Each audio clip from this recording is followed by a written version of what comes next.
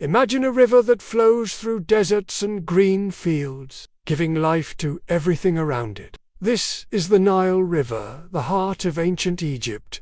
But over 5,000 years ago, Egypt was not one country. It was two separate kingdoms. To the south was Upper Egypt, a land of cliffs, rocky deserts, and narrow valleys along the river. To the north was Lower Egypt, a flat, lush land with many branches of the Nile spreading into the sea.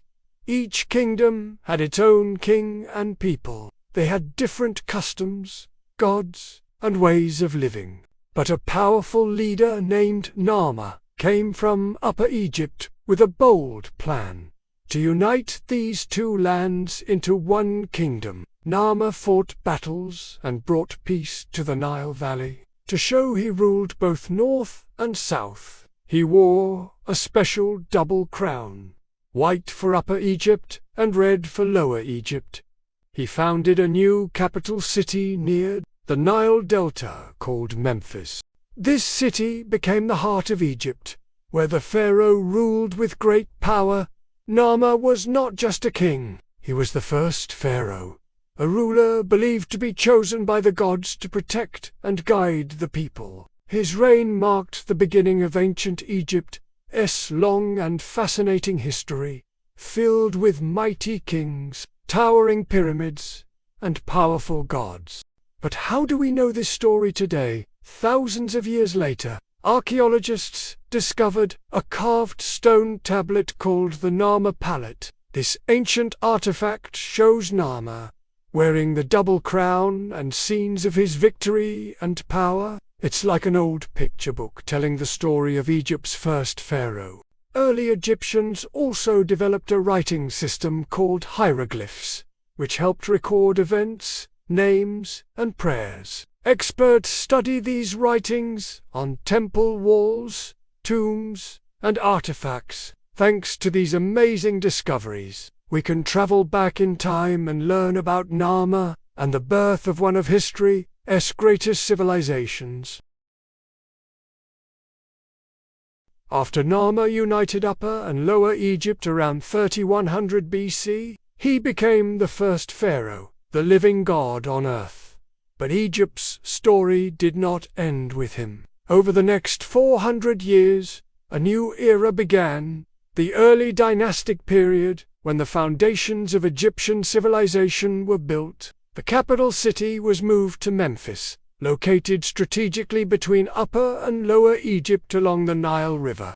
Memphis became the center of royal power, administration, and culture. It was here that pharaohs ruled with absolute authority, supported by a growing government. Egypt's economy thrived on the Nile. Each year, the river flooded, leaving behind rich soil that allowed farmers to grow large crops of wheat and barley. These surpluses fed the population and funded the state. The pharaoh collected taxes in grain, livestock, and labor, which were stored in granaries and warehouses to keep the kingdom running smoothly, especially during dry years. To manage this growing kingdom, pharaohs appointed officials and scribes, highly trained record keepers who used hieroglyphs, a system of writing made of pictures and symbols. Hieroglyphs were carved on stone monuments and written on papyrus scrolls. This writing system allowed the pharaoh to send orders across the land, keep track of food supplies, and record religious texts. Religious beliefs deepened during this period. The pharaoh was considered a divine ruler, the earthly form of the god Horus,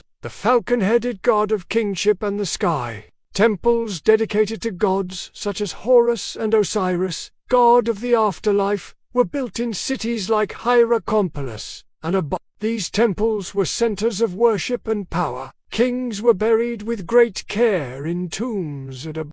These early tombs were deep pits surrounded by mud brick walls. Archaeologists have found offerings of food, jewelry, pottery, and tools inside these graves, meant to help the pharaoh in the afterlife. Important rulers of the first dynasty include Aha, thought to be Narmer's son, Den, who expanded the government and military, and the Second Dynasty, beginning around 2890 BC, saw signs of political instability. A mysterious pharaoh named Pharaoh-Ancient abandoned the traditional falcon of Horus and instead used the god Set, a symbol of storms and chaos, on his royal seal.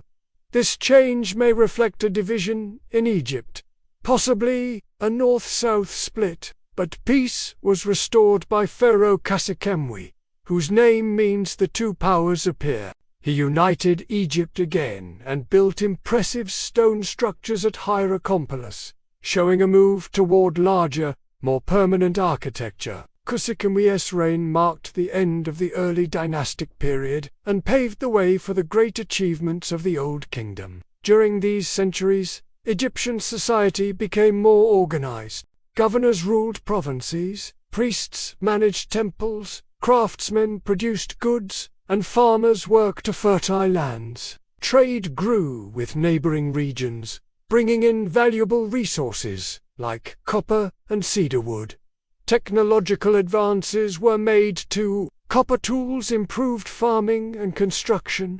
Pottery became more refined. The first uses of stone carving and seal impressions appeared, hinting at a highly organized state. To sum up, the early dynastic period was a time of transformation. Egypt became a united kingdom with strong leadership, a written language, organized religion, and a growing government. These foundations set the stage for Egypt's golden age. The Old Kingdom, when the famous pyramids would rise from the desert sands,